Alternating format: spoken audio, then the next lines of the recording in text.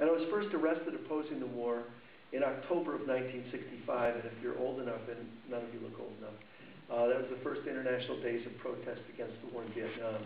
And there were civil disobedience actions and mass arrests and demonstrations really all over Europe and North America and South America and Japan. And at the time I was arrested, there were 39 of us arrested in a direct action, nonviolent protest in a draft board. And that's what I did in 1965, and I burned draft files. Over the next 5 years, I destroyed, you know what a draft board is, it's where they select young men to go to war. And we destroyed draft files, we subjected ourselves to arrest, we went to jail. And over the next 3 years, from 1965 to 1968, I was arrested many, many times and beaten up many times, and that became fairly routine and fairly simple. I have to tell you, in those years, 65 to 68, the hardest thing that I did, and the thing that I'm going to come back to and recommend to you, as I recommend to young people in the United States all the time, the hardest thing that I did was we had a strategy to go out into neighborhoods and talk to strangers, community organize, knock on doors. The reason that was hard is because you were confronted outside of the kind of boundaries of your self-righteousness. You were confronted with a dialogue with people who didn't agree with you. And that was very, very complicated, difficult work. It was probably the best learning work for me, better than being arrested or beaten up. But I was arrested a dozen times in those 3 years opposing the war. In 1965, 80% of Americans supported the war. By 1968, more than half opposed the war. So there was a dramatic shift in 3 years. And I think part of it was the anti-war movement, the anti-war organizing. Perhaps more important in those 3 years was that the Black Freedom Movement came out in large segments against the war. So the Student Nonviolent Coordinating Committee, who were the people who did the first lunch counter sit-ins and the freedom rides, and if you don't know what I'm referencing, stop me and I'll explain. But the first kind of direct action from the students in the South, they issued a statement in 1966 saying no black man should go 10,000 miles away to fight for a so-called freedom he doesn't enjoy in Mississippi. That was huge.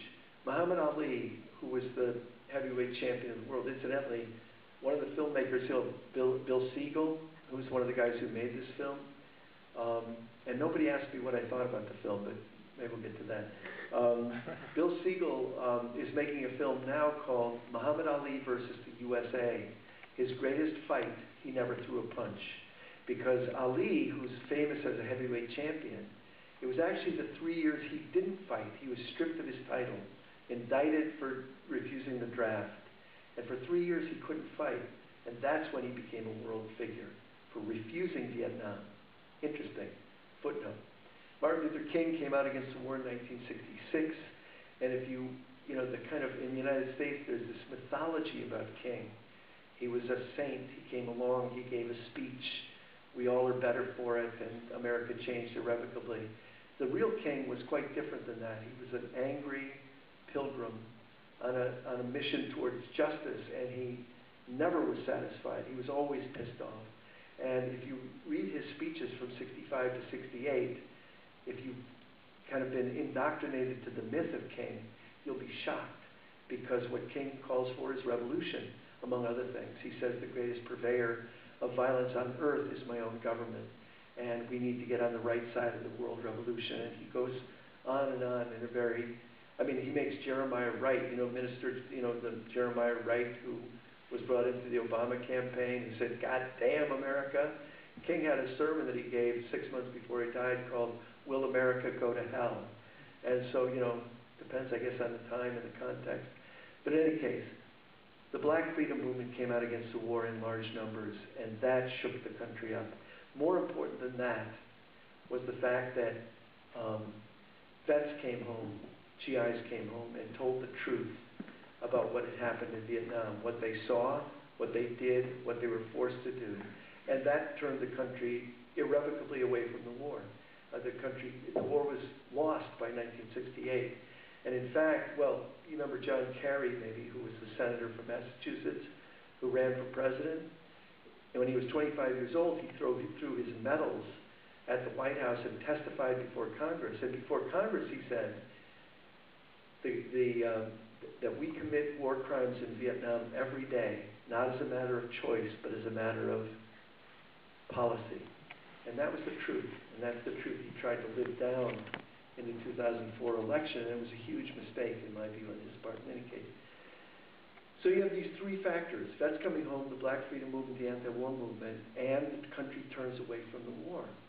In March of 1968, Lyndon Johnson makes a speech. He was the president.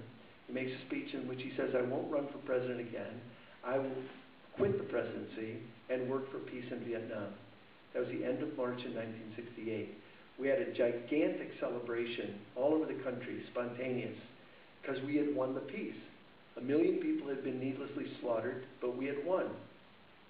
And we were euphoric on March 31st, 1968. 5 days later, Martin Luther King was dead. 2 months later, Kennedy was dead. And 2 months after that, Henry Kissinger emerged with a secret plan to end the war, which was a secret plan to expand the war. And then we were confronted with this situation. Every week that the war in Vietnam went on, 6,000 people would be murdered. Every week. And with the benefit of hindsight, we can see that it was only 10 years, only 3 to 4 million people were murdered. But when you were living there in 1968, it was a war without end. It was permanent war. Like we're living in now, permanent war. So how do you end it when you've done everything that you set out to do?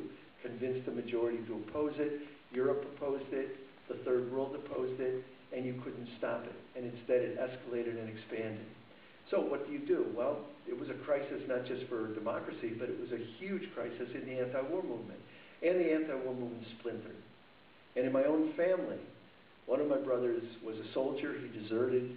One of my brothers ran to Europe. One joined the Democratic Party and tried to build a peace movement. One ran to California and tried to have free food, free love, free land. And I did what I did, and which was to build a clandestine organization that we thought could survive what we thought of as an impending American fascism, the murder of Fred Hampton being the emblematic event,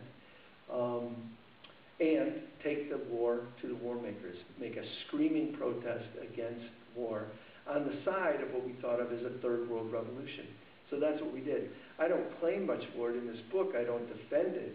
And I certainly know that we crossed lines not only of legality, but also of, some would say, common sense. Some, as the